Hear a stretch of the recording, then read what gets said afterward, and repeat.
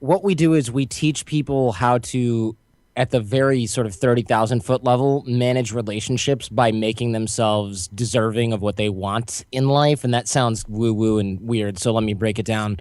Basically, at our live training programs, we focus on men just because that's how we've always sort of started off. And as you know, or may know, getting a bunch of men into a room is great. It's very hard to get them to open up. And if there's a woman within 100 yards, it won't happen. So we keep the groups separate. And we focus on nonverbal communication, confidence, charisma, personal magnetism. And we train specific techniques on how to not only project yourself more confidently and charismatically, but also how to read other people and manage relationships, both intimate and professional. So we might talk about networking to a very advanced level and how to do it, how to meet the people that are going to be good for your career and your life and make new friends and things like that. And these are things that people typically don't seek help with, even though they are kind of the highest leverage things that you can do in your life. So we found that ironic a decade ago, and so we started, well, more than a decade ago now, and so we started researching and figuring out how to make this better for ourselves, which turned into the show, which turned into the coaching program. Amazing. And I know that the art of charm covers lots of different areas, dating, business, personal development, and style. Let's just dive straight in, because before we started recording the interview, you were telling me that you've now, in terms of your productivity, you don't just answer emails when they come in, you batch message. Tell me what that's all about, because I've got a feeling I should do that.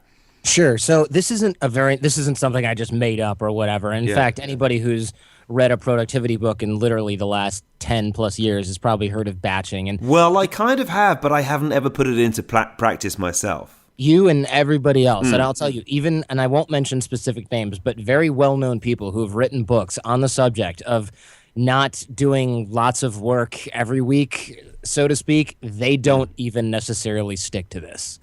Right. And so I know that everyone here, maybe I should say, you especially though, being in the industry that you're in, have sent a message and gotten something back like, "Hi, you should know that I'm only checking email between the hours of 10 a.m. and 4 p.m. Tuesday, Wednesday, and Friday. So if this is urgent, please call my."